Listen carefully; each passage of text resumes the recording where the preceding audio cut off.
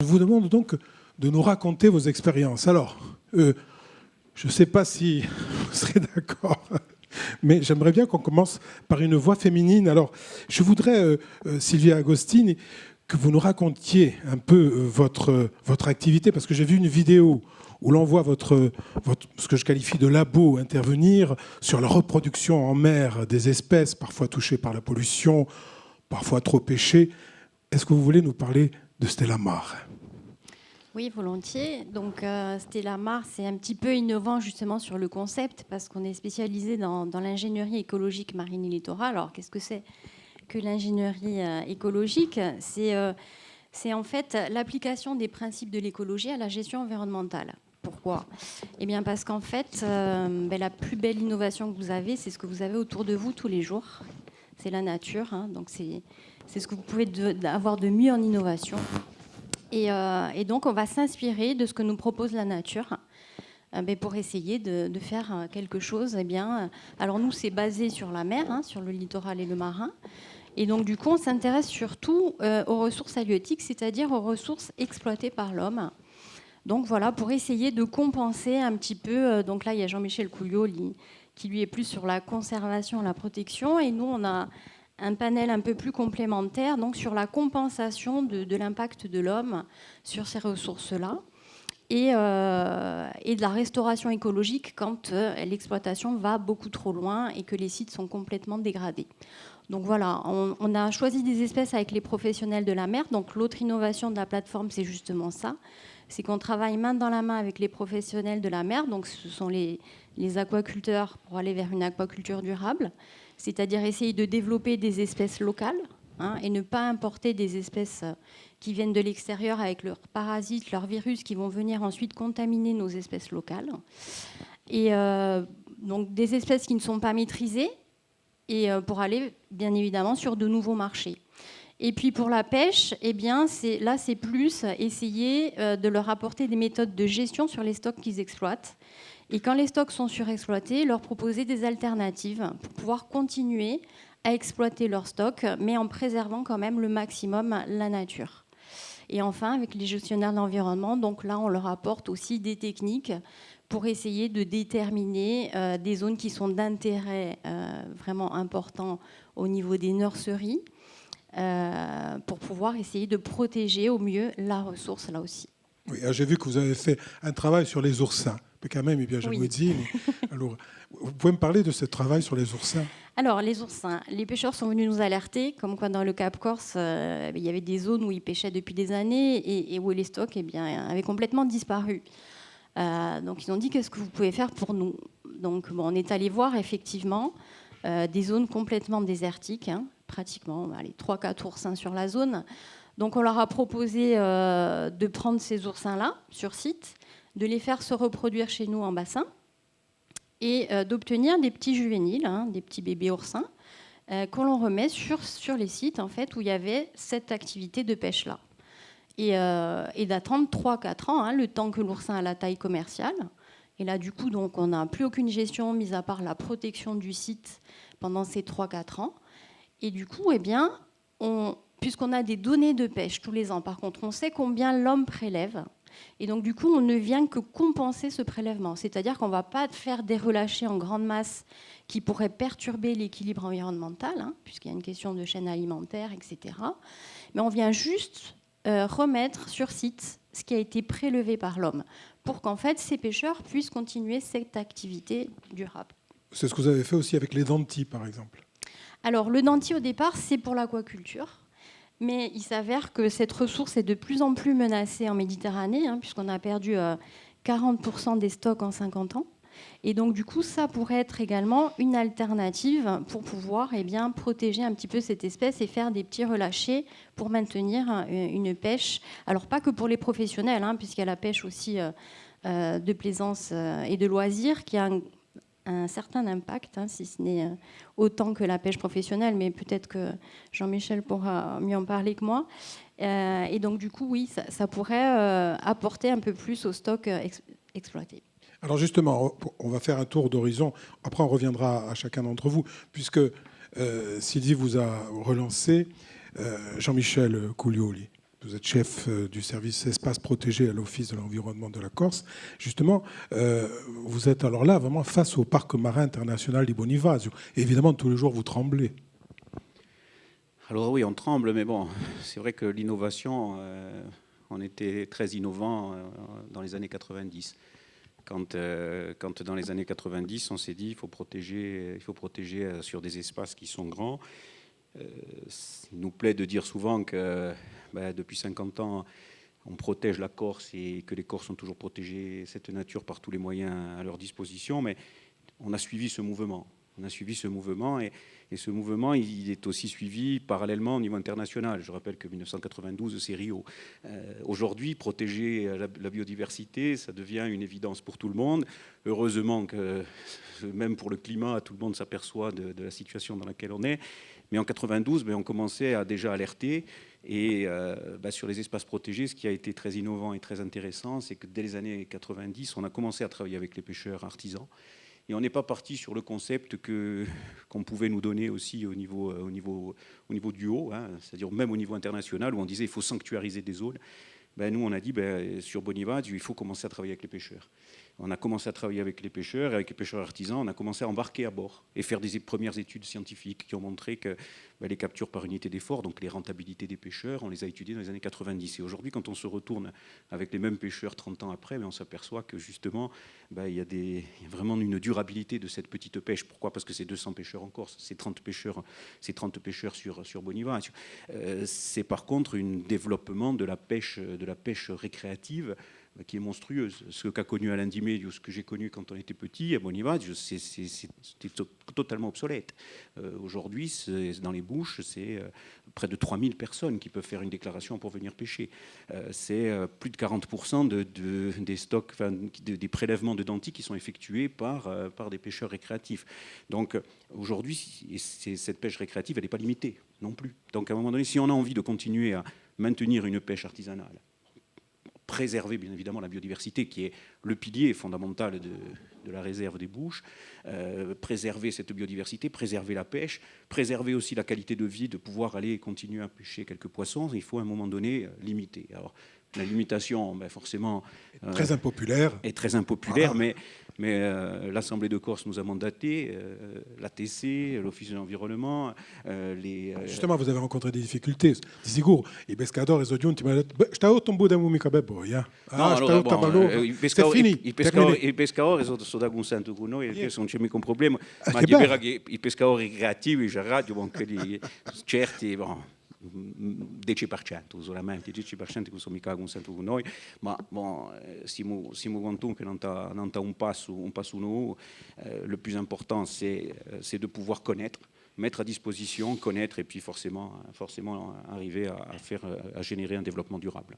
Alors on va poursuivre le tour de table avec Vanina Bernard-Leoni, puis on viendra aussi vers vous pour que vous puissiez poser des questions et peut-être parler de vos expériences personnelles dans ce domaine de l'innovation. Alors, Vanina Bernard-Leoni, que j'ai bien connue, dans Ma Corse me suit partout et Ougafet sur France 3. Vous êtes directrice du pôle innovation de l'université de Corté. Vous avez mis en place, là on peut le dire, une nurserie d'innovation, carrément. C'est vraiment le Fab Lab. D'abord, expliquez-moi ce qu'est, en quelques mots, le Fab Lab. Per me, io sto ben me, perché tutto il mondo ha qui. Io so quella di stamane penso e non c'era un momento che non eravamo mica troppo a corrente e faccio che non abbiamo mica fatto una visita come ci volia. Donc prima mi scuso perché, mais bon, je pense que ça a pu improviser, que vous avez pu découvrir effectivement ce Palazzo Nazionale tel qu'on l'a un petit peu réaménagé, relooké pour que ce lieu qui a été le bâtiment historique par excellence reste un lieu où l'avenir de la Corse se joue en partie. Sans modestie aucune. Non, mais l'idée, c'était vraiment ça. C'était effectivement, il y a maintenant 3 ans et demi, de créer à l'université un premier lieu qui puisse incarner un peu cette dynamique de multiplicité de public. Pour nous, la vraie dimension importante, c'était celle-là. On n'a pas le sentiment d'être dépositaire, nous, du droit ou du devoir d'innovation. On est convaincus, comme je pense beaucoup de gens ici, que tout le monde peut innover, ou en tout cas faire des propositions, apporter des réponses à ce qu'on considère tous comme effectivement des défis importants. Effectivement, moi aussi, je crois beaucoup à la leçon de la nature, et le darwinisme, ça a été ça. Ça a été une capacité de s'adapter pour trouver des réponses. Et effectivement, les réponses, plus on sera ensemble à essayer de trouver des solutions, plus il y a de chances que les solutions soient pertinentes et surtout qu'elles se diffusent. Donc, pour revenir précisément sur ce qu'on a installé dans le Palazzo Nazionale, et en fait, on a mis plusieurs petits outils. Donc, il y a notamment le Fab Lab. Le Fab Lab, alors qu'est-ce que c'est ? Pour beaucoup, c'est une espèce de mode. Comme il faut faire de l'innovation, il faut qu'il y ait des Fab Labs sur le territoire parce qu'en ce moment, c'est les trucs qu'il faut sur les territoires. Pour la Corse, moi, je crois qu'il y avait un enjeu particulier à mettre en place et des Fab Labs, c'est la question de la production locale. Nous, le défi auquel on répondait en se disant on crée un Fab Lab là, c'est de se dire l'économie de la Corse, on la connaît, c'est une énorme majorité de tourisme, de services et de bâtiments. Il y a peut-être de la place pour autre chose, et notamment une économie productive et créative. Et pour ça, il faut qu'il y ait des outils de production. Et les outils de production, comme il n'y en a plus des masses, il n'y a plus de gens qui sont formés sur les outils de production. On n'a pas une culture artisanale qui s'est beaucoup maintenue en Corse. Il n'y a pas de formation au métier d'art, au métier de l'artisanat d'art. Et donc, du coup, l'enjeu, c'était un peu celui-là. Donc, on a plein de machines à commande numérique, mais pas uniquement. On n'oppose pas numérique et traditionnel. Vous avez aussi des métiers à tisser, à côté des imprimantes 3D. Et donc, permettre à la population corse, de tous les âges, de renouer avec le plaisir de créer et de fabriquer des choses, y compris avec des matériaux locaux. On ne peut pas se l'imposer parce qu'on n'a pas toujours accès à ces matériaux pour le moment, mais l'idée, c'est bien celle-là. Donc voilà, pour le Fab Lab, quel était l'enjeu auquel on a essayé de répondre. Après, autour de ce Fab Lab, on a un espace de coworking où, tu parlais de nursery, où effectivement, des jeunes créateurs d'entreprises ou de moins jeunes peuvent se rencontrer, venir travailler, trouver des conditions d'épanouissement de leur activité professionnelle, mais aussi de leur aptitude en fait, à évoluer dans un écosystème. On rejoint encore les images empruntées à la biologie, etc. Ce qu'on a essayé de mettre en place dans ce lieu, c'est effectivement un bout d'un écosystème de l'innovation en Corse qui est ouvert à tous les publics. Donc effectivement, on a aussi bien des scolaires, des enfants qui viennent de tous les âges sur des ateliers, que des professionnels, que évidemment les étudiants, que des chercheurs. On essaye de faire des greffes avec un petit peu l'ensemble des milieux sur lesquels il nous paraît peut-être pertinent d'aller en priorité. Pour le moment, c'est très, soit 360 degrés. On verra si après, il faut peut-être faire des choix. Mais là, on a 3 ans et demi de background, entre guillemets, et le sentiment quand même que beaucoup de gens passent, utilisent ce lieu et créent une activité aussi. Ça, c'est intéressant de voir comment on peut convertir, déjà assumer un intérêt sur ces questions de créativité et de production et convertir un intérêt peut-être en projet économiquement viable. Ça, c'est hyper fort pour nous. Donc voilà, on essaye de faire des liens entre plein de dispositifs à la fac et ailleurs qu'à la fac. Voilà. On va en reparler dans quelques instants. On va passer le micro à Jean-Jacques Ciccolini, ou maire di Cuza. Je suis heureux de retrouver ici. On a parlé un peu ensemble tout à l'heure des difficultés que nous rencontrons dans l'intérieur, et Undoniul, ou elle, Dozobaez. Alors, en quoi consiste justement ce projet de développement? Parce que, d'une certaine manière, au bout de mourir en quoi ça consiste? Donc, on part, je dirais, de définir, de voir ce qu'est un village en termes de géographe. D'où est-on parti? C'est un village qui a 300 habitants avec un minimum de services au public. Pratiquement tous les services, une école, un médecin, etc. etc. La magie. Oui, des choses comme ça. Mais je dirais comment on peut faire vivre tout le monde ensemble et vers une création, et je dirais que les gens soient relativement indépendants. Donc, on a restructuré l'ensemble des réseaux, je dirais, eau, assainissement et électrique, c'est extrêmement important. Et puis, on a réfléchi à dire comment on peut faire fonctionner tout ça ensemble. Donc, à partir de matériaux existants, donc, le Smart Pays. Comment ça fonctionne? C'est-à-dire que c'est comment dire, de petits thermomètres mis un peu de partout, la pollution, la nature la composition de l'eau, l'atmosphère, la production électrique, le travail des scolaires et le travail aussi universitaire de recherche sur les capteurs. Donc une situation, je veux dire, en résumé, voilà un peu le village, un village qui vit, un peu qui atteint la masse critique, un peu éloigné de la ville à une 60aine de kilomètres, ce qui fait que les services existent et préexistaient et existeront encore. Voilà. C'est difficile pour moi à vous expliciter tout ça, je le vis au quotidien, hein, je suis tout le temps sur place, on essaye d'avancer au mieux, et je dirais ce qui nous a marqué et ce qu'il faut relever de cette situation, c'est un relief et la présence de l'eau. Donc comment on allait réagir à tout ça? On a installé une première centrale hydroélectrique, une deuxième, et on travaille maintenant sur l'autoconsommation collective à partir de panneaux photovoltaïques. Et bien sûr, il nous faut un outil, il nous faut un désenclavement. Oustradono, la route qui a été faite au XIXe siècle, Oustradono, pour nous actuellement, c'est le désenclavement numérique. Il faut qu'on y aille très très vite, en tout cas pour nous. Le littoral, c'est très bien, c'est intéressant, il faut le faire, il y a l'ensemble de la population, mais nous, on est fortement en attente sur ce désenclavement. C'est quelque chose qui va mailler parfaitement tous les instruments, la visualisation de l'instrument. Sur le Smart Pays, Thierry est plus à même de rentrer dans le détail, hein, de l'attente, hein, au niveau universitaire, au niveau recherche, mais pour nous, c'est aussi, je dirais, de faire vivre tout le monde ensemble. Tout le monde ensemble. Voilà. E ben nos guidado in paese. Oui, bien sûr, parce que tout le monde est partie prenante. Par exemple, les éleveurs sont partie prenante. On a, je dirais, Cozzano, c'est aussi une charcuterie renommée, un élevage conséquent. On a un abattoir aux normes européennes. Il y a, je vais dire le chiffre, il y a 2000 porcs dans la nature. Donc, il faut savoir où est je dirais, cet élevage, qu'est-ce qu'il consomme, où va-t-il boire, etc. Donc on a un relevé en temps réel de cette situation. Ensuite, on va élaborer, je dirais, on va suivre différemment au niveau de la nature, de la charcuterie, de la viande, mais ça, c'est des détails, je dirais, qui préoccupent justement les 18 ou 19 charcutiers qu'il y a au village.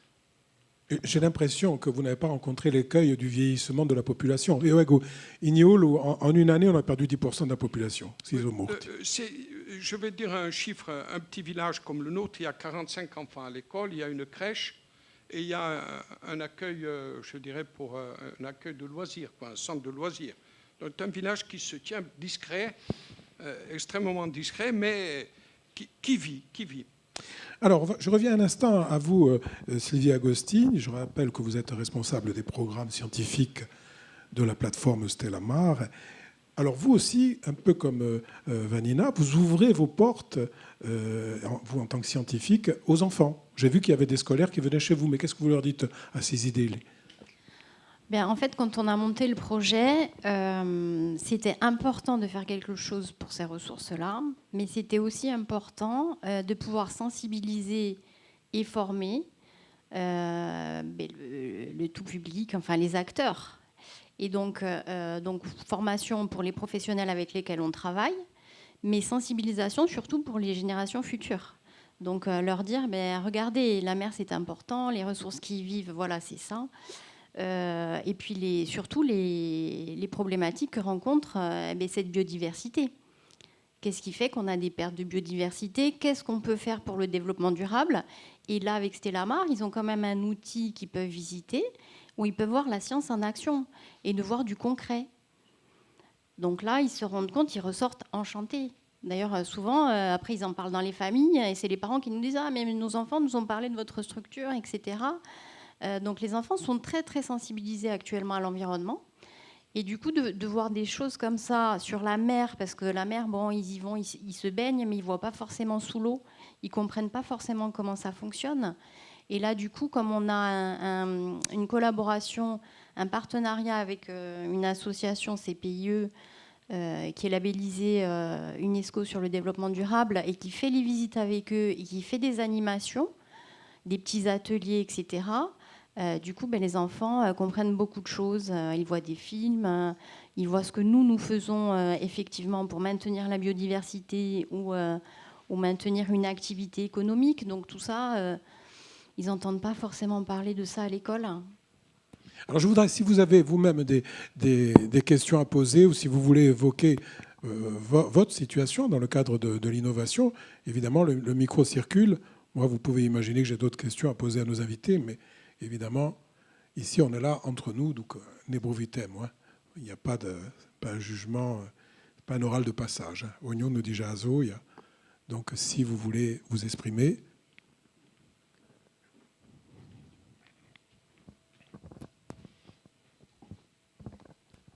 Ouais, moi, c'était plus. Alors, je ne sais pas si je vais m'exprimer sur ce qu'on fait, mais c'est surtout une question sur laquelle je m'interroge, c'est le management de l'innovation. Vous êtes tous des acteurs sur le territoire, et parce que pour avoir apporté des projets scientifiques, etc., ce cheminement intellectuel, vu que c'est la question un peu du jour, vu que c'est quelque chose que vous avez intégré de manière naturelle, presque, et que ce n'est pas si évident, moi, la question que je me pose, c'est comment on manage cette innovation au quotidien, comment on diffuse ce process mental, comment on arrive à l'intégrer, que ça soit naturel, et que finalement, des équipes, des gens qui sont autour de nous, qui gravitent, se disent ouais, c'est le chemin qu'il faut prendre.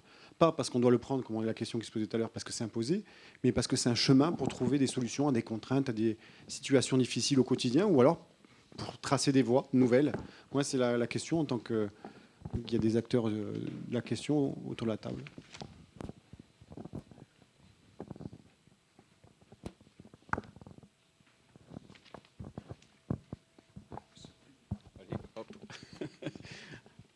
Je crois que c'est une question essentielle de se dire à un moment donné comment on s'adapte. Là, tout à l'heure, je parlais du changement climatique. On va devoir s'adapter à une situation qui est nouvelle, à une situation écologique nouvelle, mais qui engendrera aussi forcément des évolutions importantes, une adaptation sur l'économie. Moi, si je reviens un peu sur tout ce qu'on a fait depuis les années 90 en termes d'innovation sur ce management, c'est essentiellement basé sur, je disais tout à l'heure, sur de la donnée scientifique qui montre les choses, mais qui accompagne bien évidemment la société et la société tout entière, des enfants jusqu'aux pêcheurs, jusqu'à forcément des logiques prioritaires. La pêche en Corse, dont on parlait tout à l'heure, c'est pas ce qui représente dans le chiffre d'affaires global de l'économie corse énormément. Par contre, ça a une valeur universelle importante. Je ne parle même pas de la biodiversité. Donc il y a forcément à un moment donné des choix à faire. Des choix, les expliquer, et puis après partir sur des positionnements qui soient aussi importants. Nous, dans les Bouches, en face, on a la Sardaigne.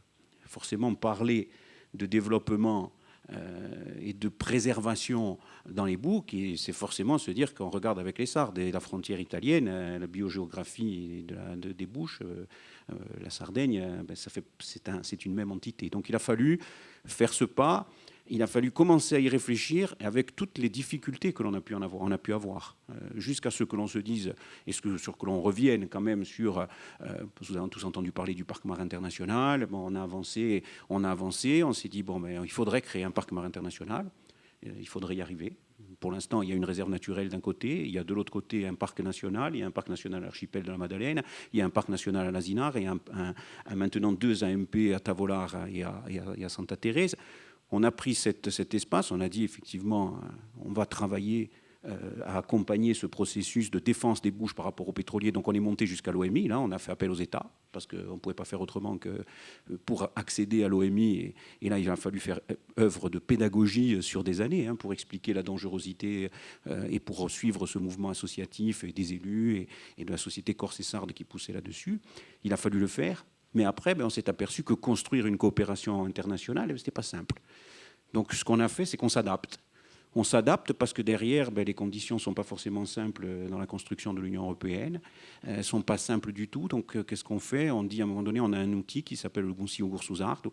Et en juillet dernier, on dit on va faire ce que j'entendais tout à l'heure, c'est aussi du bottom-up, c'est-à-dire de repartir d'en bas et de réexpliquer Parce que quelque part, si ce sont les États qui décident de ce que l'on doit faire sur les bouches, il est certain qu'à Londres, c'est eux qui vont discuter.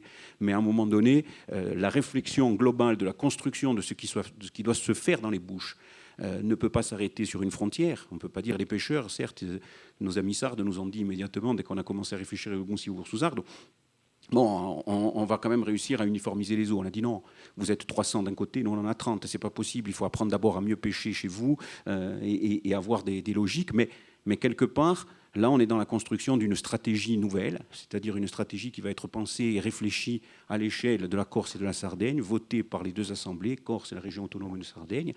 Et à partir de là, on réfléchira à l'échelle de la ZMPV pour dire... construisons ensemble peut-être un modèle qui ira vers une réserve type Manen Biosphère de l'UNESCO, qui n'est pas forcément le label, c'est très beau, venez, hein, mais à un moment donné, regardez comment on a su gérer correctement Corse et Sardes en ayant vraiment cette réflexion. Donc l'innovation, l'accompagnement se fait... J'ai voulu vraiment traiter cet exemple pour vous montrer vraiment ce que je pense être important, c'est que l'innovation, elle se fait localement. Il faut savoir expliquer tous les jours ce que l'on fait, tous les jours, ce que l'on fait aux pêcheurs récréatifs. Ce qui est moins simple tout à l'heure dans l'exemple de la pêche récréative, c'est quand à un moment donné ce débat il est parasité par des fédérations nationales qui n'ont pas du tout envie qu'on avance sur un permis de pêche. Parce que c'est demain, pour la pêche récréative, la seule solution, c'est qu'on avance sur un permis de pêche. Mais seulement, on a des fédérations nationales qui nous envoient leur batterie d'avocats pour nous attaquer sur chaque arrêté préfectoral. Alors que l'arrêté préfectoral dans les bouches, il est simple. Hein, vous venez vous déclarer, vous pêchez maximum 5 kg de poissons par jour, et puis dans 2 zones, vous avez 400 pêcheurs, ce qui correspond à la population locale qui pêche sur les lavets et les cerbicales, qui vont nous rendre tous les ans des carnets de pêche. Alors nous, on a nos statistiques, ça nous sert pour la gestion, mais après, le transfert, il se fait aussi avec l'Università. Et là, le projet Moonfish, par exemple, sur lequel on travaille, c'est de la modélisation halieutique. Donc il faut se servir de tous les outils, de tous les leviers, pour pouvoir avancer vers la protection de la biodiversité, mais aussi ce qui est l'usage durable. Voilà, donc, justement, je vous remercie d'avoir ouvert le débat, notamment avec la Sardaigne, parce qu'en vous écoutant tous les quatre, je pensais à la supranationalité et à l'Europe. On aime au mieux de dire la Europe. Alors, je vous pose la question, Jean-Jacques Ciccolini, vous êtes le maire de Cuza. Est-ce que l'Europe vous a donné un coup de main dans votre projet ? Oui, bien sûr.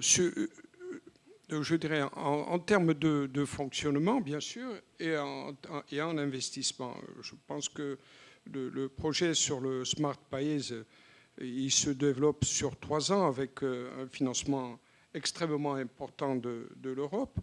Mais l'Europe, elle a aussi édicté des règles ailleurs, sur le fonctionnement, par exemple, et le mode de consommation et de production de l'électricité. C'est quelque chose qui nous tient à cœur parce que d'entrée de jeu, je vous ai parlé du relief et d'une présence d'une masse d'eau extrêmement importante dans le Haut-Tarabo. Donc, la commune, elle a mené depuis une dizaine d'années une réflexion particulière sur la production d'électricité pour étayer un budget communal. Quand je dis production d'électricité, c'est toujours sous maîtrise d'ouvrage communale et maîtrise d'œuvre communale. C'est-à-dire que la commune est propriétaire des petites unités de production et bien sûr propriétaire de l'électricité produite que nous revendons à EDF. Donc l'Europe cadre avec la CRE, la Commission de régulation de l'énergie, tous ces systèmes. C'est assez complexe, on y arrive. Mais un exemple simple, la première centrale, on a démarré en 2008, elle a été inaugurée en 2017.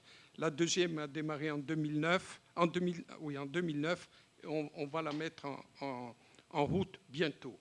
Donc l'Europe, elle est prégnante sur chaque sujet, malgré tout ce qu'on peut penser, je dirais, sur les financements, mais aussi sur la règle. Il y a toujours l'esprit, mais la règle s'impose. La règle s'impose. Et je reviens encore une fois sur mon dada, je dirais, favori pour faire fonctionner cet ensemble de choses qui deviennent, je dirais, relativement importants. Il nous faut le lien, le désenclavement numérique. C'est quelque chose qui, si j'avais un message à faire passer, c'est quelque chose de prégnant. Et au Strarone, dell'illusionismo secolo. Quand on a ouvert les routes en Corse, les villages étaient isolés, super isolés, on était ce qu'on était. Mais là, le numérique, malgré tout ce qu'on peut penser avec des choses des fois désagréables, mais pour nous, c'est une nécessité. Voilà. Si vous avez des questions particulières, je peux répondre. Alors, Sylvie Agostini, je rappelle que vous êtes responsable des programmes scientifiques de la plateforme Stellamar. On parle d'Europe. Par exemple, Erasmus. Est-ce que vous avez des étudiants qui viennent? Est-ce que vous avez une action concertée avec les programmes européens? Non, nous ne faisons pas de formation à Stellamar. Hein. C'est recherche, transfert de technologie. Par contre, ce que je voulais vous dire, c'est que l'innovation en France, c'est très difficile. Donc c'est une bataille de tous les jours. Oui, la France ne nous donne pas les moyens de développer l'innovation. Et pas l'Europe non plus. Par contre, non, oui, c'est ce que je voulais dire. Par contre, il y a d'autres pays, et bien sûr l'Europe, hein, vous leur dites pas deux fois, ils comprennent de suite. C'est-à-dire qu'en 2010, donc moi j'ai monté le projet en 2007, nous avons été labellisés par un pôle de compétitivité en 2009, ce qui nous a permis de débloquer des financements par la CTC pour l'achat du foncier. Et donc, nous avons commencé dans une toute petite structure de 900 mètres carrés. Et nous avons obtenu un projet européen. Donc, de suite, l'Europe a capté que nous faisions de l'innovation. Et le CNRS nous a labellisés seulement en 2011. Et quand l'Europe est revenue faire un état des lieux de ce que nous avions fait, il nous a donné encore 1 million d'euros pour que nous fassions la structure des closeries sur le site. Donc l'Europe capte très vite. Par contre, nous en France, nous perdons énormément de temps. C'est-à-dire que quand j'ai monté le projet, on avait un train d'avance. Et comme ça va très vite, là, je dirais, on n'a plus qu'un wagon d'avance. Par contre, les États-Unis ont capté très vite aussi. C'est-à-dire qu'ils m'ont invité 1 mois à venir tout frais payer. Donc c'était l'US Government, hein, parce que c'est le président qui s'occupe de l'environnement. Et du coup, là, j'ai dû faire 5 États. Mais ce n'était pas Sylvia Agostini qui les intéressait, le chercheur, parce que bon, je ne suis pas... Non, c'était le concept de Stellamar. Comment on avait réussi à fédérer des scientifiques et des professionnels, chose qu'ils n'arrivent pas à faire. Chose que personne n'arrive à faire. Et ce n'est pas moi qui le dis, hein, puisqu'on a été expertisé par un expert international qui fait le tour des stations biologiques du monde entier, qui est Grant Burgess, qui est un professeur de l'université de Newcastle, et qui nous disait, mais j'ai jamais vu ça, il n'y a que vous qui arrivez à faire ça, à travailler main dans la main avec les professionnels. Et comment vous faites? En fait, je pense que c'est l'insularité qui veut ça. Hein, c'est-à-dire qu'on a des pêcheurs, des aquaculteurs qui sont organisés, ce qui n'est pas le cas même jusqu'en Italie, hein, où les pêcheurs ne sont pas du tout organisés, où il y a quand même ce bon sens. On avait le bon sens du berger, mais je pense qu'on a aussi le bon sens du pêcheur, hein, où ils prélevaient à l'époque que ce qu'il fallait prélever, etc.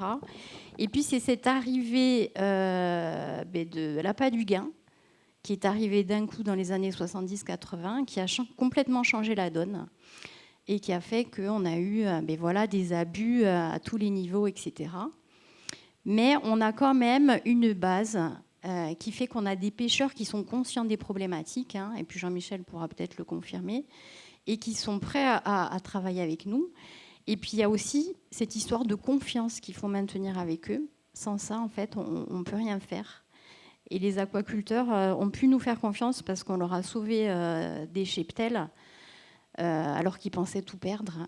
Et donc, du coup, ça nous a donné cette puissance que d'autres structures, même en France, comme l'IFREMER, n'a pas réussi à faire. Et c'est ce qui fait notre force. Donc, mais bon, après, c'est vrai qu'il faut convaincre au niveau national, c'est très dur. Voilà. Donc, en fait, la territorialité nous rapproche à la fois du citoyen, mais de l'Europe aussi. Vous avez été aidé, vous, par l'Europe. En tout cas, vous travaillez en concertation avec l'Europe ou c'est encore lointain? Alors, l'Europe a accompagné beaucoup de choses depuis les années 90 dans les boucs. Hein. Il y a quand même des problèmes administratifs aussi. Hein. On est un peu, de temps en temps, on se freine un petit peu. Voilà, à l'heure actuelle, on a dans le service 5 programmes européens. On a aussi parfois des lenteurs administratives européennes ne sont pas simples, hein, entre les programmes, entre les Interreg, les MED, les LIFE, c'est quand même pas simple. Ils ont chacun ses mêmes procédures, et puis après les autorités de gestion sont pas simples tout le temps. Le niveau national français est compliqué parce que traduire ça aussi dans des logiques de projet, c'est pas forcément toujours simple. Mais bon, on a été largement aidé et on continue à l'être. Et il y a un intérêt majeur aussi, c'est la coopération. Ça n'a pas de prix. C'est qu'à un moment donné, les équipes scientifiques, les équipes de gestionnaires qui travaillent ensemble, c'est quand même très très important. Tout à l'heure, je parlais de la Sardaigne, mais bon, je suis membre aussi du conseil scientifique de MEDPAN. C'est une association qui s'occupe de toutes les aires marines protégées en Méditerranée. Et je peux vous dire que la question de la Méditerranée, c'est pas simplement l'Union européenne, c'est ce qui va se passer aussi en face. C'est la gestion de cette ressource. Parce que même si à un moment donné, un mérou qui se reproduit là maintenant, là, ces jours-ci, les mérous sont en train de faire leur territoire et ils vont bientôt se reproduire à la prochaine lune. Ce sont des millions de larves qui vont être émises. Et quand on sait qu'on a 10 fois plus de biomasse en 10 ans quand on crée un espace protégé, dans un espace comme les boues, c'est un formidable, un millier de mérous qui arrivent à se reproduire juste à la Tour de la Vèze, ça essaime énormément. Et Sylvia a étudié ça sur des programmes que l'on a fait en commun. Ça essaime partout et c'est une formidable richesse. Seulement, il faut pouvoir se battre et se battre encore tous les jours pour pouvoir avoir de la coopération. J'étais jeudi et vendredi dernier sur un colloque sur la protection juridique de la Méditerranée et on sait très bien que les justices doivent se collaborer parce que les équipes de braconniers qui viennent braconner dans les zones de la Tour de la Vèze, ils peuvent anéantir des années de surveillance et des années de protection. Un mérou qui a 40 ans, mais à un moment donné, il est extrêmement vulnérable parce qu'il a jamais vu de chasseur sous-marin. Et à un moment donné, il faut pouvoir développer des coopérations. Parce que quand on est à 100 mètres de la frontière, forcément, à un moment donné, on a des problèmes, y compris de braconnage. Donc, le braconnage à un niveau local, mais aussi parce qu'après, forcément, à 40 € le kilo de poisson, vous avez aussi ce problème-là à gérer. Mais vous avez aussi, bien évidemment, le développement sur la rive sud de la Méditerranée, avec des besoins en protéines qui sont de plus en plus importants et une surpêche trop importante sur les côtes marocaines, et je ne parle pas de la Libye, sur les grands problèmes que l'on a en Méditerranée aujourd'hui. L'Europe, certes, mais la Méditerranée entière a un véritable défi parce que c'est certes un des hotspots de la biodiversité, mais c'est aussi une formidable zone de coopération qu'il va falloir améliorer. Parce qu'encore une fois, une larve de mérou, une larve de dentille, quand elle va 1 mois et demi, 7 mois dans des cycles, forcément, les mérous corses, ils alimentent les côtes sardes, ils alimentent le nord de la Corse, mais au niveau de la langouste, on pense que c'est même bien plus large. Et à un moment donné, il faut encore étudier cette connectivité. Et là, vraiment, ce lien avec les scientifiques est très important, avec tous les scientifiques. Et ça, à un moment donné, il est aussi important d'être dans tous les espaces, expliquer aux enfants, expliquer aux élus, expliquer à tous les usagers, expliquer au niveau international aussi ce qui se passe, et d'une nécessaire prise de conscience de tous que on est trop nombreux, que cette ressource n'est pas infinie. Quand je parle de ressources, c'est les ressources halieutiques, mais c'est aussi la biodiversité. Et qu'à un moment donné, il faut pouvoir se raisonner. Mais l'innovation, je pense qu'elle est vraiment dans l'explication, dans la coopération. Coopération avec la Sardaigne, coopération à l'échelle de la Méditerranée, entre l'Union européenne et l'Afrique, et les autres pays de Méditerranée. Donc là, il y a vraiment l'Union européenne, certes, nous aide.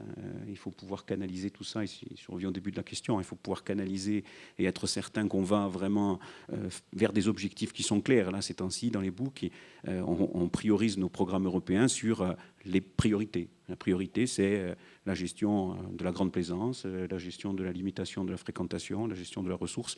Et on priorise pour essayer d'avoir, certes, des financements aussi, parce qu'on essaye quand même de faire en sorte que, on arrive quand même sur à peu près un budget du service espace protégé qui s'occupe de la réserve du Ritonde ou des îles du Cap Corse et de Natura 2000 en Corse. C'est un budget à peu près en investissement en fonctionnement d'à peu près 4 millions, on va dire. J'ai à peu près 10% de ce budget qui est capté, enfin qui est pris sur des programmes européens. Donc j'espère qu'on arrivera à avoir... vous êtes à 80, voilà.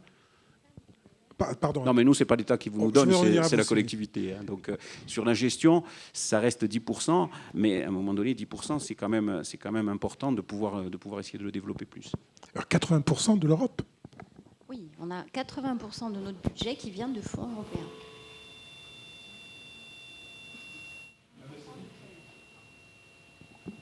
Qu'est-ce qu'on peut ajouter après ça? Autant t'avecento, accidenti. Bon, alors, je voudrais un instant qu'on revienne à Velina. Le Fab Lab est forcément européen. Aussi. Bon, il est internationaliste. Mais Alors, enfin, du coup, sur la partie financement, parce qu'effectivement, on peut le rappeler, on a aussi bénéficié d'un fonds FEDER. Ce qui était intéressant, en fait, je vais reprendre un peu tout ce qui a été dit, c'est évidemment, il y a un enjeu de financement, mais il y a un enjeu d'appui, de collaboration et de réseau. Alors, nous, dans notre cas, on avait fait sur l'investissement 50% grâce à du FEDER et 50% grâce à du mécénat local. Donc, c'est un projet qu'on a porté au départ avec la fondation de l'université. Et ça, c'était hyper intéressant de mélanger aussi un peu les modalités de financement et donc les modalités aussi d'engagement des acteurs du territoire. Et ça, c'est ce qu'on essaye de maintenir. Donc nous, on continue à aller chercher différents types de financement sur des appels à projets publics au niveau national, au niveau européen, on repart sur un FEDER, aussi sur des fondations privées désormais. Par exemple, on travaille, pour ne pas la citer, avec la Fondation Orange sur un programme d'inclusion numérique où ça nous permet de faire venir au Fab Lab des jeunes des missions locales. Parce qu'au départ, quand on a ouvert cet outil, on s'est dit, évidemment, c'est ouvert à tous. C'est la philosophie un peu utopiste des Fab Labs. Tout le monde peut venir. Grâce à cette dimension très concrète, on peut lier l'intelligence de la main et l'intelligence de l'esprit. Donc, tout le monde peut s'épanouir, y compris des jeunes très éloignés, justement, et de l'université et même de l'école, quoi, des jeunes qui sont en échec. Sauf qu'en fait, quand tu avances tes valeurs comme ça, c'est super, mais les jeunes ne viennent pas forcément. Et donc, en fait, on a pris conscience qu'on avait besoin d'un programme très particulier où, avec les structures d'encadrement en question, on organise leur venue. Alors, du coup, c'est tout à fait concret, hein. Il y a des navettes qui vont les chercher, ils viennent. On a des encadrants qui sont voilà, là et qui pensent une pédagogie un petit peu différente pour leur redonner confiance, apporter des projets qui, justement, les valorisent vachement. Donc, voilà, ce que je veux dire, c'est que les sources de financement, quelles qu'elles soient, bien sûr, c'est de l'argent, mais c'est surtout l'occasion de se confronter aussi à d'autres façons de travailler. Et c'est vrai que ça, c'est un peu l'ADN, hein, je pense, des logiques d'innovation. C'est ce qui permet de s'adapter, c'est ce qui permet d'ouvrir, en effet, à d'autres points de vue et d'hybrider un petit peu tout ça. on a une question.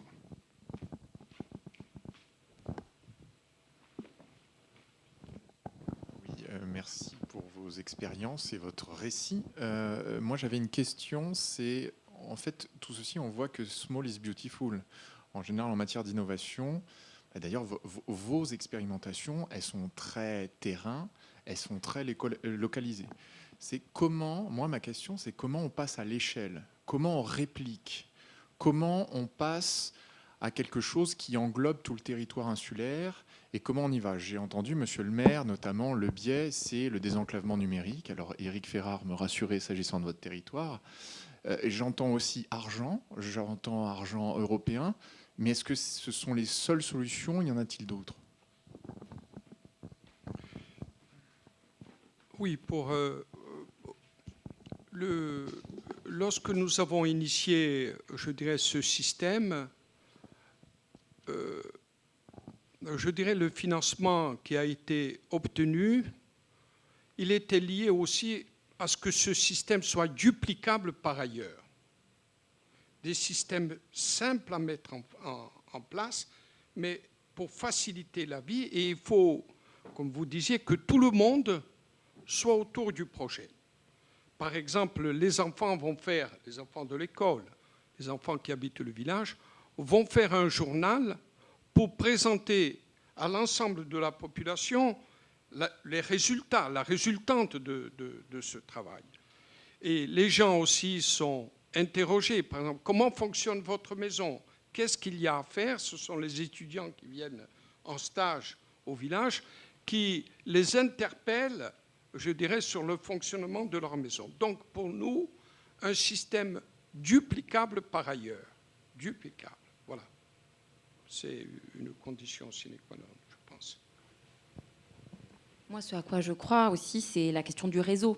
Parce que je crois vraiment à la question de l'autonomie et de la force du local. Et que du coup, c'est hyper important d'être sur des outils d'innovation de proximité. Et c'est là que tu peux mobiliser justement aussi une communauté large et très variée. Enfin, en tout cas, c'est vrai que pour le type de lieux qu'on anime, hein, les tiers-lieux, ça compte vraiment sur une communauté d'usagers très variée, mais vraiment de proximité. Et après, pour ne pas... passer à l'échelle, certes, mais en centralisant trop, l'enjeu, à mon avis, c'est des réseaux. Alors, dans le cas des Fab Labs, effectivement, il commence à y avoir plein d'initiatives sur le territoire. Ben, il faut les mettre en réseau. C'est le cas pour les tiers-lieux en général. Et là, c'est de l'échange d'informations, de la mise en commun de bonnes pratiques et peut-être parfois des événements ou des ambitions qui peuvent être portées par l'échelle du réseau. Mais je pense que les initiatives... Enfin, en tout cas, à mon sens, c'est hyper important qu'elle reste locale. Et enfin, si on croit aussi aux enjeux d'autonomie et aux gouvernances bien locales, c'est pas un hasard non plus, quoi. Enfin, pour moi, donc la réponse, elle est du côté du réseau et surtout pas d'une logique de centralisation, quoi. Surtout pas. Et des jumelages éventuellement avec d'autres Fab Labs? Oh ben, dans le cas des Fab Labs, effectivement, tu l'as dit, hein, il y a un réseau international. Quand tu ouvres en tant que Fab Lab, tu signes une charte qui est la charte des réseaux, du réseau des Fab Labs, où du coup tu adhères à un certain nombre de valeurs. Et il y a notamment cette question de la valeur de l'open innovation, donc de l'innovation ouverte. Et du coup, tu peux compter. Ça, c'est un peu théorique, mais c'est quand même important en termes d'état d'esprit. Tu peux compter sur l'ensemble du réseau et des usagers qui peuvent apporter des réponses quand il y a des questions. Alors, quand c'est nous, en tant qu'organisateurs, animateurs du lieu, ou des usagers en direct, quoi. Des questions?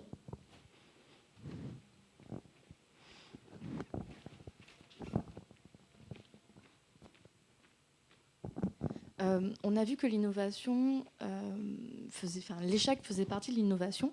Du coup, moi, j'ai une question pratique. Avez-vous développé, si oui, quel indicateur de performance avez-vous développé au sein de vos structures pour démontrer et pérenniser vos structures?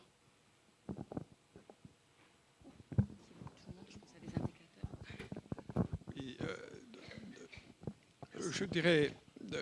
pérenniser la structure, évidemment, mais je dirais, quelle est l'utilité, je dirais, locale, hein, donc, en termes de mieux vivre, je dirais, sur une population, des fois, qui est âgée, et ensuite, comment on favorise, je dirais, le développement de certains secteurs. Je ne vais pas rentrer dans le détail, par exemple, sur l'élevage. Sur l'élevage porcin, on sait... je dirais, dans notre région, bon, qui est toujours un tout petit peu préservée, mais je dirais 2000 porcs dans la nature sur 2 ou 3 000 hectares, il y a un impact. Comment fait-on pour réduire l'impact et comment on peut, je dirais, le produire par ailleurs? Le suivi d'un porc qui va être, je dirais, pucé, suivi, dans sa vie d'animal et puis ensuite au niveau de la production charcutière. Donc nous sommes aussi dans une obligation de résultat à ce niveau. Quelle est par exemple aussi, la pollution qu'amène la circulation des véhicules autour de l'école, etc. Comment on fait la transition énergétique, comment on installe des prises électriques, mais c'est pas facile tout ça, hein. On est dans des normes, dans des règles qui sont imposées par de grands groupes et qui font que, par exemple, pour nous, lorsque nous sommes en excédent d'énergie, nous ne pouvons pas adjucter des véhicules parce que nous n'avons pas le droit de vendre de l'électricité. Et ensuite, notre surplus énergétique, on est obligé de le céder gratuitement à EDF.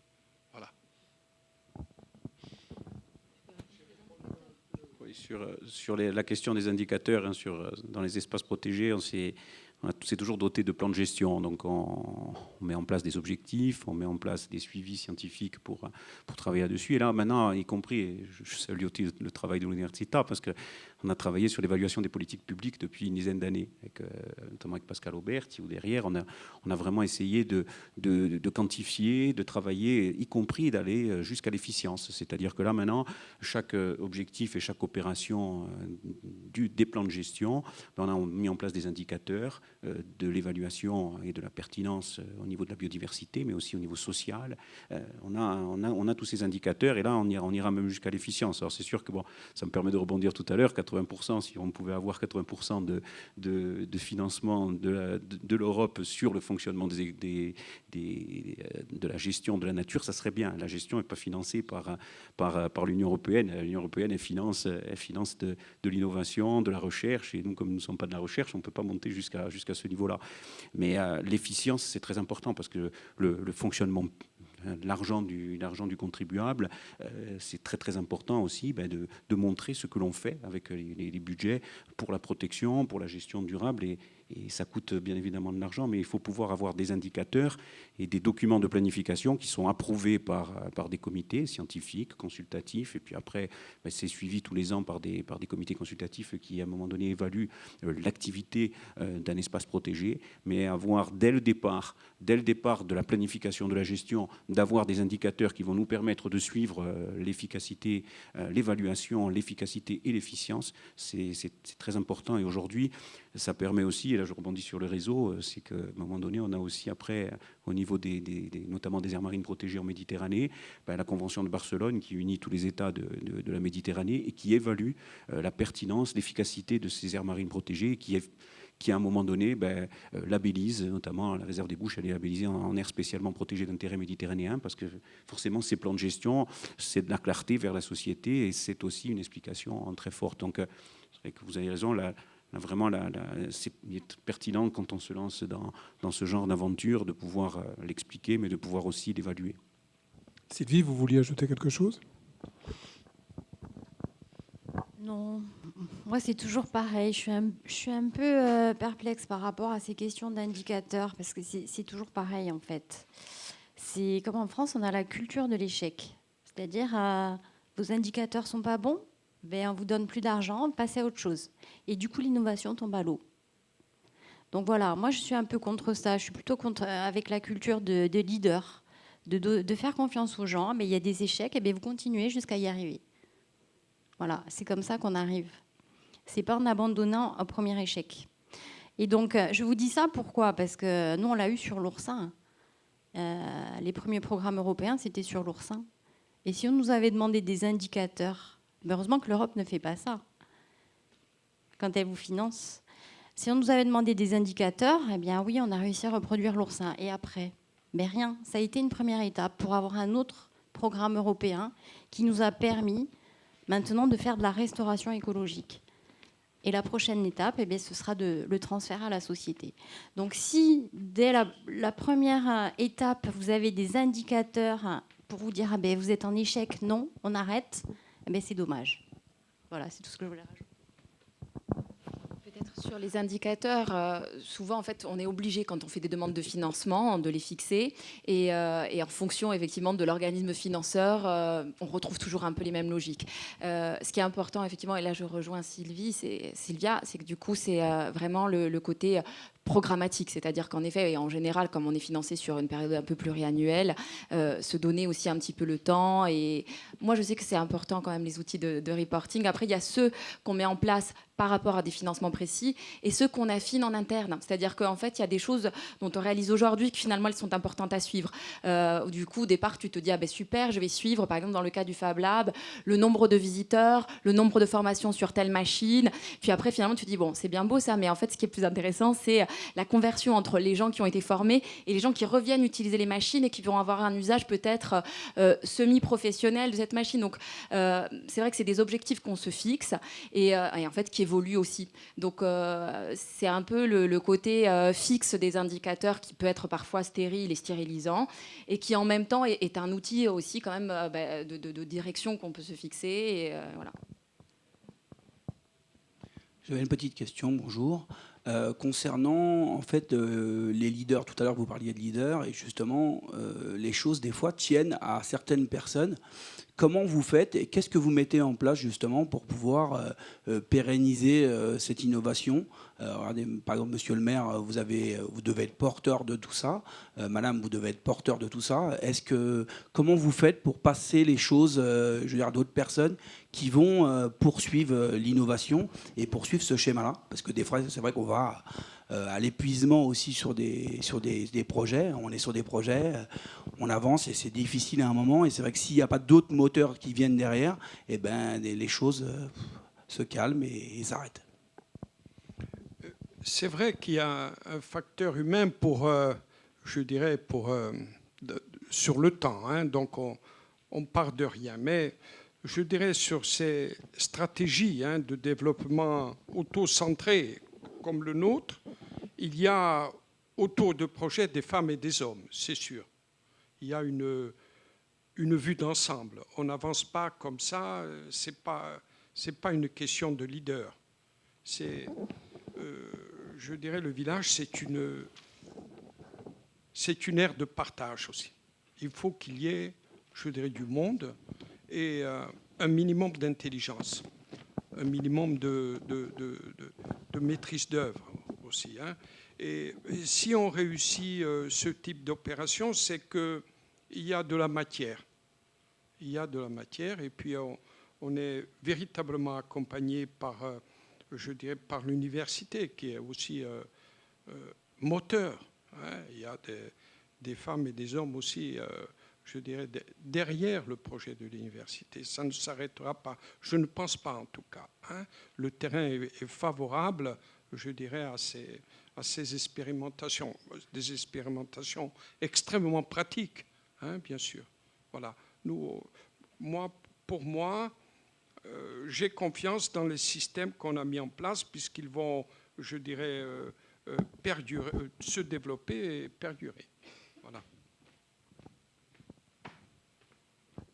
Peut-être moi, ce que j'aurais envie de dire, c'est qu'effectivement, il y a à un moment donné des énergies particulières et donc des projets qui sont très incarnés sur certaines étapes. Et tout l'enjeu, quand on porte un projet de cette nature, c'est quand même de suffisamment structurer pour se dire ça va exister après. Et donc en fait, c'est cette étape où peut-être c'est très incarné sur des étapes de lancement et qu'après, du coup, il y a des équipes qui prennent le relais et qui, de toute façon, doivent pouvoir, à mon avis, largement gérer et faire évoluer au-delà. C'est effectivement tout l'enjeu, toujours entre ce côté du singulier, du collectif. Où, bien sûr que voilà, c'était aussi un peu la question tout à l'heure de Thierry. Hein, quelles sont les alchimies qui font qu'à un moment donné, il y a des projets qui vont démarrer, qu'il va y avoir une dynamique collective qui va se mettre en place. Oui, il y a besoin certainement à un moment donné d'effets de leadership, mais si ça s'arrête à une incarnation unique et quelqu'un qui va accaparer et la lumière et du coup le discours sur le projet en question, ben, en fait, du coup, c'est risqué, puisque il y a vraiment ce risque en effet que derrière il n'y ait pas de reprise.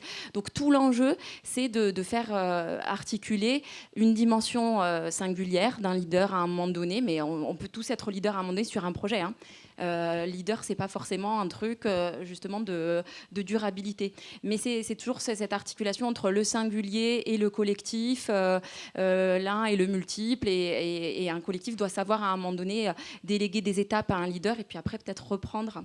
Le leader, il est important pour impulser. J'y vais.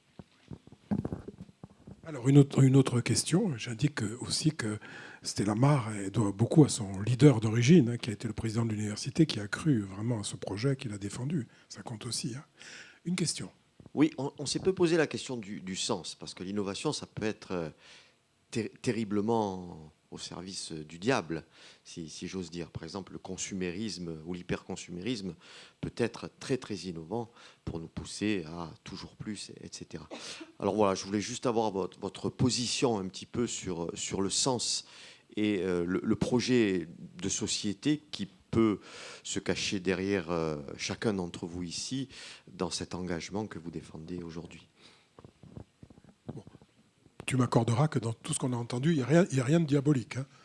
Ce n'est pas sulfureux. Hein. Moi, ça, c'est la question la plus importante, quasiment, parce qu'effectivement, en plus, aujourd'hui, on parle d'innovation publique, et il était temps. Parce qu'effectivement, on a eu le sentiment pendant hyper longtemps que l'innovation était réservée au secteur privé et marchand.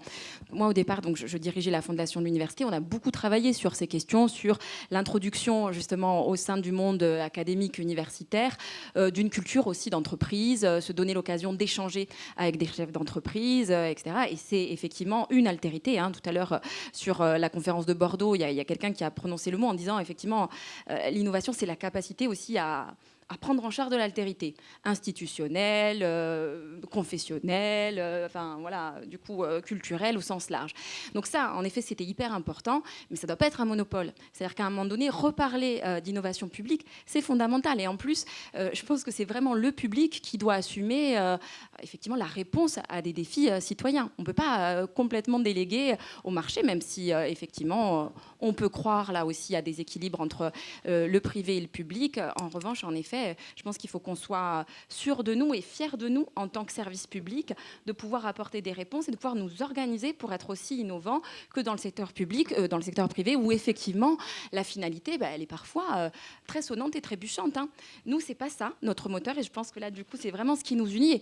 Et tu as raison. Enfin, et c'est la question du sens. Moi, je pense qu'elle était un peu dans la question de Thierry, c'est-à-dire le premier truc, c'est de la conviction. C'est de la passion et on y croit au service public. Et voilà, on l'a tous incarné. Enfin, je pense qu'on l'incarne tous, quoi. Donc ça, c'est vrai que pour moi, c'est fondamental. Et pour ça que c'est super cette initiative. Voilà. Parler d'innovation publique, il était temps. Oui, merci pour vos témoignages respectifs. On entend que vous avez tous porté des innovations, c'est clair, des choses tout à fait nouvelles par rapport au territoire. Avec des succès. Donc l'innovation, il y a un temps de création, il y a quelque chose de nouveau qui arrive, que vous portez, il y a du développement. Après, on est dans un temps de gestion, donc vous l'avez exprimé aussi. Vous êtes vous-même dans des structures qui sont installées, donc qui sont dans une certaine durabilité. Donc la question, c'est comment vous faites, comment vous voyez en fait le renouvellement de l'innovation. Là où vous êtes, c'est quoi la clé? C'est quoi votre positionnement pour pouvoir entretenir cette innovation là où vous êtes, pour faire en sorte que votre train d'avance ne soit pas rattrapé par un autre train qui viendrait d'ailleurs? Bon, moi, c'est facile, puisque je travaille en écologie, en biologie. Donc, je vais vous dire, l'innovation, la nature est une bibliothèque avec une connaissance infinie. Donc, il y aura de quoi. On connaît tellement rien et on a tellement tout à apprendre de la nature qu'il n'y aura pas de problème pour trouver des choses innovantes en s'inspirant de la nature. Maintenant, pour maintenir l'innovation qui va très vite à l'échelle de leader, je dirais, ça va être plus compliqué. Et c'est bien ce qui m'inquiète. En tout cas, sur la France, actuellement, c'est très difficile. Moi, j'ai une question en ce qui concerne le sens. Comment redonner du sens? C'est peut-être comment sensibiliser le plus grand nombre et donner goût à l'innovation pour que l'innovation ne fasse pas peur et pour que tout à chacun puisse participer. Quelles sont les actions qui peuvent être mises en place par les médias, par du concret? Ça commence par l'enseignement, en fait. Si on arrêtait en France d'avoir cette culture de l'échec, justement, et de donner plus confiance aux gens, de former plus de leaders. C'est-à-dire que vous sortez des universités ici avec un doctorat, presque vous vous sentez nul, quoi. Et il faut aller à l'étranger. Moi, j'ai eu la chance de passer 3 ans à l'étranger pour me découvrir, pour me dire finalement, ils sont contents de moi. Je devais rester qu'1 an, je suis restée 3 ans. Ils sont trop contents, ils veulent me garder. Ah ouais, mais finalement, je suis bonne, quoi. Non, je veux dire, c'est pas bon, c'est pas bon. Donc ça part de très loin. Ah oui, ça part. Ben oui, mais la culture, si constamment on vous dit que vous êtes nul, vous finissez par y croire. Et si on vous dit, je ne sais pas, excusez-moi, je ne peux pas prendre l'exemple des États-Unis, ce n'est pas un pays que j'adore particulièrement, mais là on leur dit constamment qu'ils sont bons, et puis ils sont bons. Ils arrivent à devenir bons, à y croire, quoi. Donc... Oui, je dirais donner du sens, je dirais, au système qu'on a mis en place, c'est que les gens quelque part se l'approprient aussi et qu'ils vivent mieux. Je dirais pas en consommant moins, mais en consommant mieux. Je dirais surtout ce qui est prégnant, je dirais encore, c'est les termes énergétiques. Il ne faut jamais l'oublier. C'est quelque chose qui est extrêmement important, en tout cas sur la réflexion qu'on a menée. Lorsque nous aurons terminé, je dirais, nos investissements sur ce petit village, c'est par an 600 tonnes d'équivalent pétrole économisé. C'est quelque chose d'extrêmement important. C'est pour ça qu'on parle, je dis, de dupliquer par ailleurs, en production et en économie. Les systèmes d'éclairage public, j'en passe. C'est de la technique, ça, mais qu'il faut concentrer. Donc, un sens particulier, mieux vivre et en levant un tout petit peu la tête. Voilà, c'est simple. Moi, ce que je voulais dire par rapport au sens et par rapport à vos trois dernières interventions, c'est que bon, le sens, forcément, c'est de la passion, c'est du travail. Parfois, l'innovation, c'est aussi des gens qui croient à leur action, à leur métier, qui n'est même pas finalement un métier, qui devient une passion, au-delà de toute autre forme que l'on peut avoir dans l'exercice du bien public, de ce que l'on fait avec le bien public. Je crois que bon, forcément, il faut être passionné, il faut continuer déjà, et ça, c'est du management public, à pouvoir avoir des équipes qui soient toujours aussi passionnées, parce que moi, si je prends l'exemple de la protection de la nature en Corse, dans les années 70, c'est quelques personnes qui nous apprennent. Moi, je fais partie de la seconde génération du premier parc régional, sur la façon de regarder les choses. Je sais très bien que derrière, il faut inculquer cette même passion. Et on n'est plus dans les mêmes considérations, on n'est pas dans les mêmes moyens. Moi, j'ai commencé à travailler sur les Lavezzi dans les années 90. Il y avait 3 personnes, on n'avait pas le budget qu'on a aujourd'hui. On était payés tous les 3-4 mois parfois, et à un moment donné, on n'était pas du tout dans cette logique que l'on a aujourd'hui. Mais cet accompagnement avec de différents moyens, ça nécessite que les choses soient très claires sur l'organisation du travail, sur la formation de tout ce personnel qui doit à un moment donné être plus formé pour être aussi passionné et pouvoir l'expliquer mieux. Et l'expliquer mieux, c'est un véritable sens. Alors nous, je crois que pour rejoindre des écrits d'Alain, on a appris à rester tout petit, très petit. On l'est encore, parce que je crois que même si on a montré l'exemple parfois en Méditerranée, on reste petit, parce que on met de statut. Mais à un moment donné, même si on est petit, on continue à montrer cet exemple et on continue à diffuser, non pas sur de la communication tout venante qui est une communication stérile. Non, il faut communiquer sur des chiffres, sur des données, sur des vécus. Pas simplement du scientifique et pas simplement de non, il faut du vécu. Moi, quand je suis le plus fier du monde, quand c'est un pêcheur qui parle, quand c'est un plongeur qui dit, à un moment donné, moi, voilà, mon activité de plongée au cervical s'est développée parce qu'on a créé une réserve, parce qu'il y a des mérous et que derrière, à un moment donné, j'ai pu créer de l'économie. Donc, moi, on parle plus. Pourtant, bon, Dieu sait si on parle, mais on se dit là, on parle plus. Et il vaut mieux faire parler les gens. Et il faut mieux faire parler. Il faut faire parler les bergers. Moi, j'espère tellement que prochain conseil scientifique, on va pouvoir remettre des bergers sur la Vezzi, parce qu'à un moment donné, la Vezzi, il y a toujours eu des bergers, il y a toujours eu cette culture magnifique. Donc à un moment donné, on pourra peut-être réussir à mieux gérer aussi peut-être l'environnement, y compris par rapport à ça.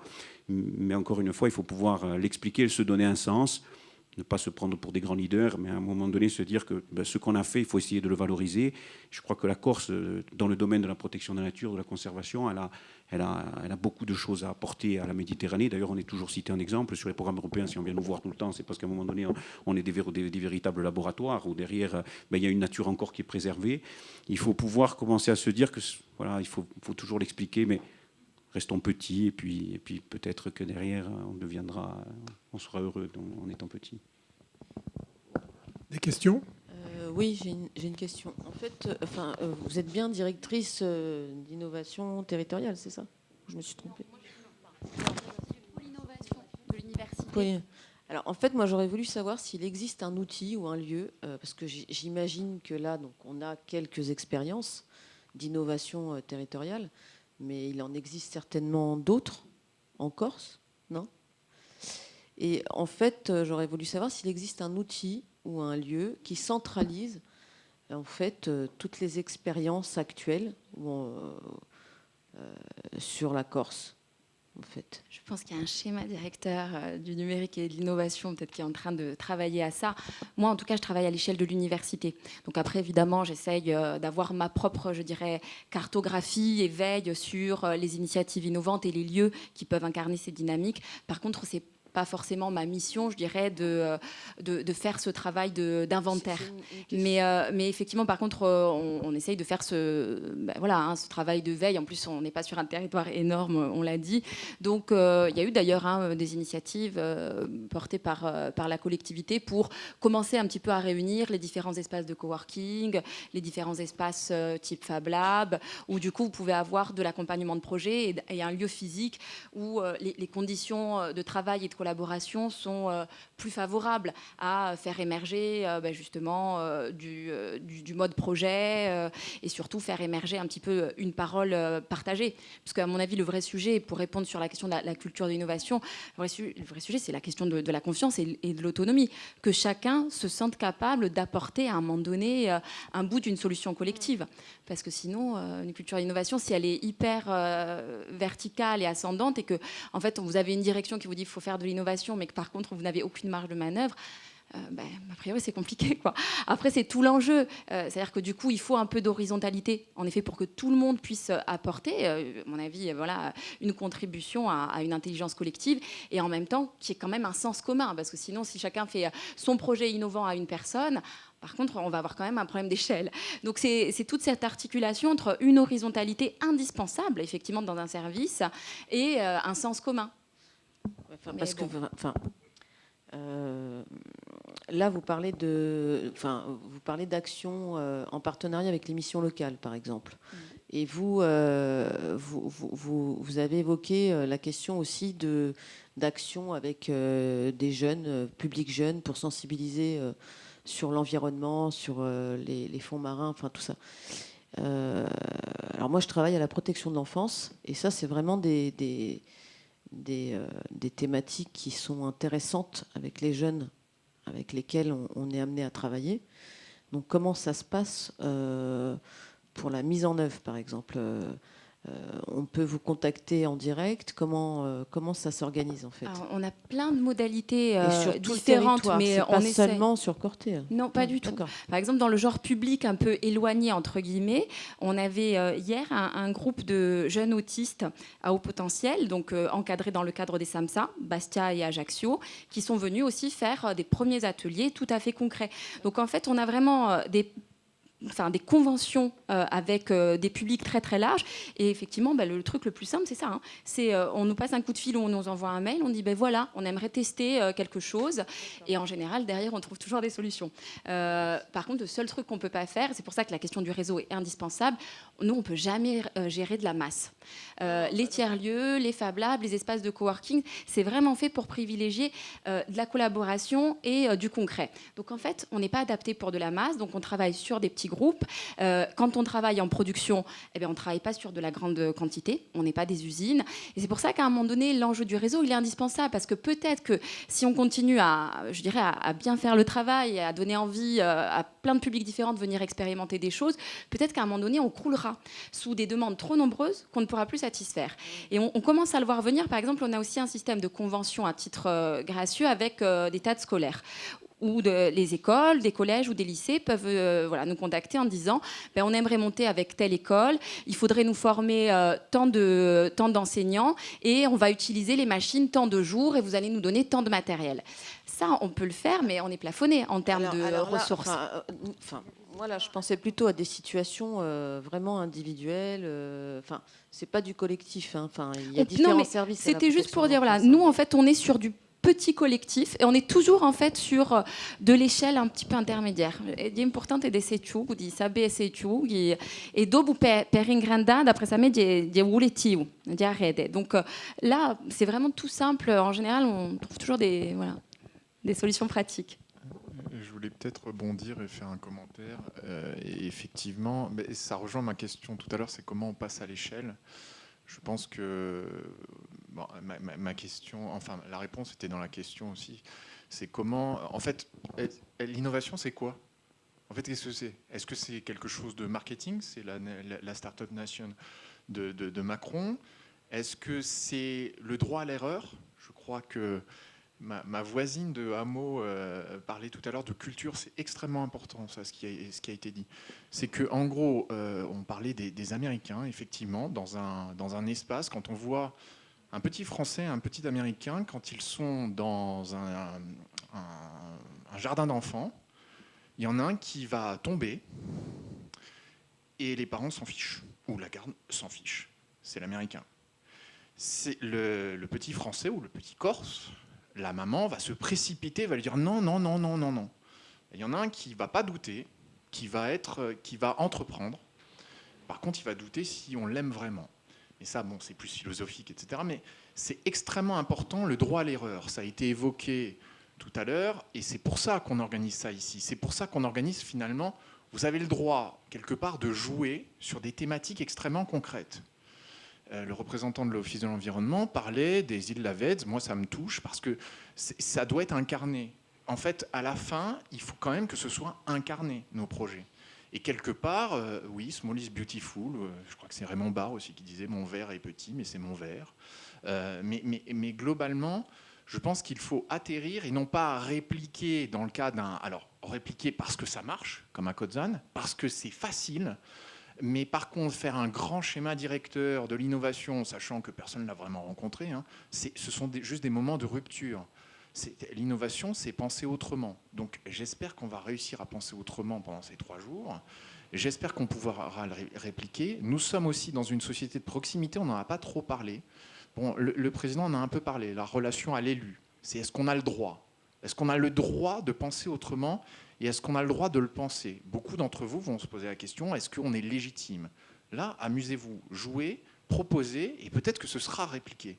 Et le droit à l'erreur, c'est extrêmement important. Le président l'a dit, il y aura peut-être 10 projets mis à la poubelle.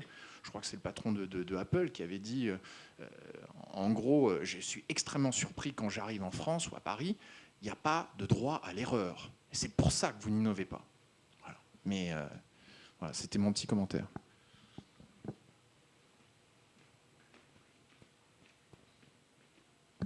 Alors juste quelques mots de conclusion. D'abord, vous dire que le président de la région Corse, Jean-Guy Talamogne, est en Suisse. Il nous rejoindra après-demain. Je l'ai eu au téléphone. Et bien sûr, il n'a pas la possibilité d'être avec nous aujourd'hui. Deuxièmement, je voudrais revenir sur ce qu'a dit Sylvie. Effectivement, moi j'ai vécu ça avec Radio France. Il faut croire des fois dans un projet qui paraît fou. En 1984, j'ai lancé une émission qui s'appelait Décalage horaire et qui était consacrée aux diasporiques corses. Quand j'ai lancé cette idée ici, on m'a dit « Oh, les Corses à l'étranger, ils s'en foutent de la Corse. Oh, hop, hop. Ils ne savent même pas où elle est. » J'ai lancé l'idée et Radio France m'a soutenu, le service public m'a soutenu. Cette émission a duré 30 ans, tous les dimanches. Et non seulement elle a duré 30 ans, nous l'avons même transposée à la télé. Nous sommes partis dans 21 pays du monde pour voir les Corses du bout du monde. Et on a découvert des gens qui innovaient, notamment dans les universités, à New York, à Porto Rico. À Porto Rico, il y a 8% de la population qui est d'ancestrie corse. Le chanteur Ricky Martin est corse. Il s'appelle Ricky Martin Negroni. Sa maman s'appelait Martine. Son papa Negroni, ils ont divorcé. Il a gardé le nom de la maman. Mais il est toujours proche de l'amicale des Corses. Le patron du FBI à Porto Rico, Luis Fraticelli. C'est un métis qui fait 1m90. Voilà. Et donc on a trouvé des Corses, on a innové, puisque ces Corses ne se parlaient plus. Aujourd'hui, ils se parlent. Ils sont en réseau. C'est ça la réalité de l'innovation. C'est qu'à un moment donné, il faut croire. Si j'avais écouté Abiur, quoi, Ayantim Paese, pourtant je les aime beaucoup. Je les avais écoutés. Ayado Baga. Tu entends ça, les roses, Abaya Tcherka, moi aussi, bec aussi. Fais les émissions sur Vougone. Voilà. Alors, évidemment, à un moment donné, il faut y croire. Et moi, je n'ai pas eu à le regretter. Et non seulement ces Corses, aujourd'hui, sont très actifs sur les réseaux sociaux, ils communiquent entre eux. J'étais avec une délégation de Corse du Venezuela, je les accompagnais à Porrette il y a 3 jours. Ils pleuraient tous, ils sont contents, ils viennent, ils ont renoué des liens. Et ça, c'est le service public. C'est Radio France qui a pu le faire, c'est RCFM. Mais moi, c'est une idée folle, parce que dans ma famille, il y a des diasporiques. Voilà, j'y ai cru. Et c'est vrai que si on attend... Je reviens vers toi, Sylvie. Si on attend effectivement que les gens vous disent « Allez-y », on n'a pas cette culture. Je vous l'ai dit, là. Quand on arrive dans les villages, chez nous, la première chose qu'on voit, c'est un cimetière. Évidemment, c'est pas glamour. Bon, mais il faut y croire. Les premiers qui ont répondu à mon invitation quand j'ai lancé Décalage horaire, donc en 84, c'est les Américains. Oh, les Corses américains. Oh, i Corses americani. Pazzi per Corsi, pazzi. Par l'américain, quand ils viennent en Corse, ils règlent la clim au maximum, mais ils sont corses, ils se sentent corses, ils se sentent citoyens du monde. Voilà. Voilà, c'est ça la réalité. Bon, je voulais finir sur ces mots d'espoir. Je vous remercie vraiment d'avoir été avec nous, vous tous. Merci à Nicolas, qui était à la sono, et qui a été formidable. Merci, bon retour à Pricht.